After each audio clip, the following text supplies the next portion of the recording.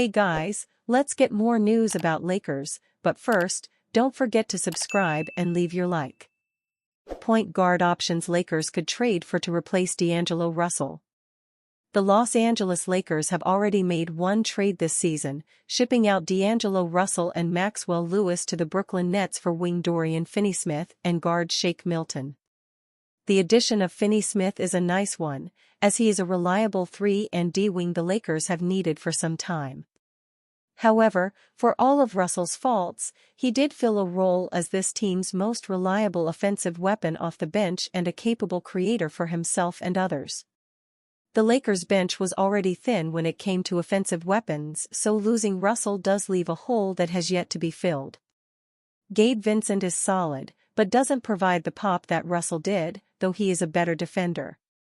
Regardless, adding a point guard off the bench who can provide a boost offensively while also being a secondary creator is something the Lakers could look to add before the trade deadline, and there are some intriguing options out there should the front office explore that route.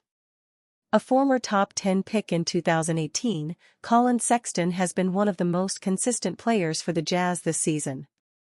While primarily a starter, he has shown the ability to come off the bench and make an impact in previous years and has all of the tools to be that effective sixth man. Sexton is averaging 18 points and 3.9 assists while shooting 43% from three-point range. He is also an excellent athlete and fierce competitor who backs down from no one, and the Lakers could certainly use a bit of that edge. At $18 million, and with another year left on his contract, Sexton is affordable as well.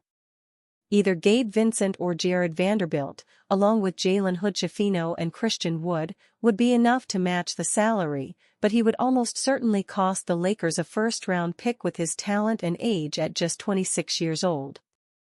Malcolm Brogdon is everything a team wants in a backup point guard. A high IQ player who can create for others, play off the ball as a great shooter and provides excellent defense to boot, Brogdon checks all the boxes. The veteran also has a ton of playoff experience and won't be nervous under the bright lights. Brogdon's shot has struggled this year with the Wizards, but he is a career 38.9% shooter from deep and is a former sixth man of the year, winning the award in 2023. He does bring some injury concerns as he almost always seems to be banged up with minor ailments and has played more than 65 games in a season just twice in his 9-year career. Brogdon is a bit pricey at $22.5 million and is on an expiring contract.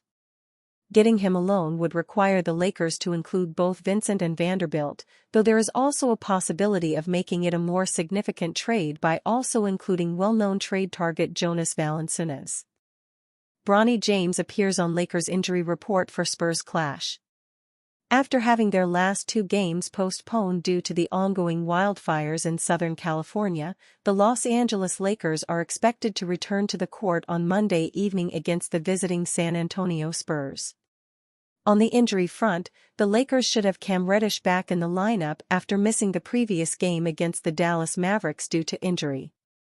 But with the Lakers releasing their injury report in advance of the Spurs game, there's one notable new addition in Bronny James.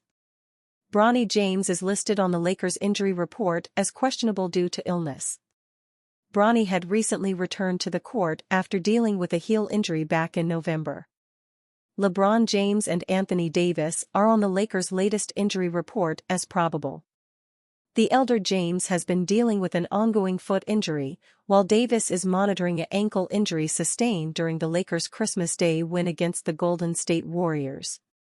Both are not in any danger of missing the Spurs game. Jared Vanderbilt, Christian Wood and Jalen Hood-Schifino remain out for the Lakers.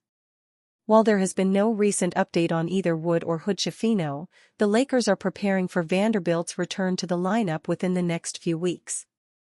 As far as Bronny James, he had recently been recalled to the Lakers after getting in a few games with South Bay in the G League. When he was first assigned to South Bay, he started off slowly. But once Bronny returned from the heel injury, he put up several stellar performances. Bronny hasn't gotten much playing time with the Lakers this season, appearing in only 9 games at a little over 2 minutes per game. He did score his first career points though, and he made history at the beginning of the season as part of the first father and son duo to play together on the same team. He's appeared in 2 games since the G League tipped off its regular season portion of the schedule, after playing in 7 games during the Showcase Cup schedule. In the 2 games of the regular season, he's averaged 19.0 points, 8.0 rebounds, 5.5 assists, and 2.0 steals with splits of 41.9% shooting from the field, 46.2% shooting from the three-point line, and 75% shooting from the free throw line. Bronny last played in the G League on December 28 against the Cleveland Charge. He was recalled to the Lakers after that and has been with the team ever since. Lakers and Clippers will return to the court amidst Los Angeles wildfire. The Los Angeles Lakers and the Los Angeles Clippers saw their last home game against the San Antonio Spurs and Charlotte Hornets respectively get postponed due to the Pacific Palisades wildfire razing down over 20,000 acres of LA property. Both teams will return to the NBA court for games on Monday, with the Lakers hosting the San Antonio Spurs at the Crypto.com Arena and the Clippers hosting the Miami Heat at the Intuit Dome. The Lakers and Clippers will resume their season on Monday night, the NBA has confirmed. Lakers vs Spurs at Crypto.com Arena at 7:30 p.m. Clippers vs Heat at Intuit Dome at 7:30 p.m. This is a major move by the NBA, who postponed the Lakers' last 2 games due to the wildfires and postponed the last Clippers game for the same reason. The fire saw Kawhi Leonard take time away from the team to take care of his family, while Lakers head coach J.J. Redick saw his rental property in the Palisades burn down a few months after he moved there for his rookie head coaching season. Steve Kerr also lost his family home in the fire, while Leonard's home is fortunately still standing. The fires haven't been contained, with different areas still seeing firefighters spend countless hours trying to minimize the damage that the fire has already caused. The Palisades neighborhood has essentially been burnt to a crisp, with this being one of the worst wildfires to sweep over a major city in years. Basketball might seem trivial in the face of these tragedies, but the players have to return sooner rather than later. There are obvious schedule and financial concerns that will prevent the NBA from keeping either team out for long. Another argument for returning is that the fan communities in the region can rally around their home team playing games as a beacon of joy in these trying times. The NBA will have to add 2 Hornets games back into the schedule. Their West road trip was greatly impacted by both their games in Los Angeles being postponed over the last week. The Lakers-Hornets game on January 9 was postponed due to the fires, while the Clippers played against the Nuggets in Denver. More games could be suspended if they threaten the Inglewood community, where the Intuit Dome is, or downtown LA, where Crypto.com Arena is. It's unclear how long it will take to contain the fire to a safe degree, but we're still some ways from that happening. The hope right now is that the winds don't pick up again and threaten the rest of the city, as the fire has spread to neighboring areas after burning down the Palisades. The estimated death toll from this tragedy is 24 right now, coupled with the thousands of families who have been left homeless as their houses burned down. Clippers, Lakers to resume their schedules delayed by wildfire on Monday. NBA games are scheduled to return to wildfire-ravaged Los Angeles on Monday night, with the Clippers planning to resume their schedule when they host the Miami Heat and the Lakers set to host Victor Wembanyama and the San Antonio Spurs. The Clippers said at practice Sunday that the NBA had given the go-ahead for the game at Intuit Dome in Inglewood, south of the sprawling Palisades fire. The Spurs were told that, barring changes, they will play the Lakers on Monday as well at Crypto.com Arena in downtown Los Angeles. I pray this nightmare ends soon. Lakers star LeBron James posted on social media.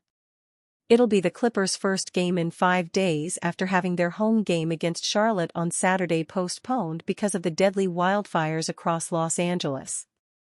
The Lakers had 2 home games pushed back, one against the Hornets on Thursday and the other being the first in a planned 2-game series against the Spurs on Saturday. When people are losing their homes, kids are losing schools, losing lives, it's very difficult to approach the game of basketball because life is bigger than basketball, Clippers coach Tyronn Lue said. Hopefully we can bring some kind of joy with the game coming back tomorrow and some togetherness and try to put some smiles on people's faces in tough times. Instead of spending the day before a game resting, the Clippers' Terrence Mann planned to leave practice and scour a storage unit he keeps for useful items. I just want to give a lot of clothes, some money, shoes, whatever I can, he said. I'm going to go help people out and donate and drive around and do what I can do to help. The Lakers announced plans for a donation drive for their upcoming games, starting Monday, asking fans to bring new, in-the-package items to support the Los Angeles Regional Food Bank's relief efforts. The Lakers' UCLA Health Training Center in El Segundo will begin serving as a drive-through donation center on Tuesday, the team said.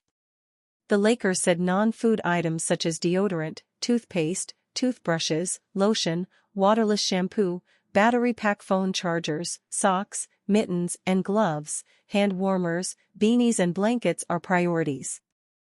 For food items, the Lakers said donations of peanut and other nut butters, protein-based snacks, crackers, peanut butter crackers, trail mix, fruit snacks, energy bars, Pop-Top tuna, Pop-Top chicken, 100% juice boxes, raisins and other dried fruit, UHT milk, individual cereal boxes, water and non-carbonated drinks are welcomed.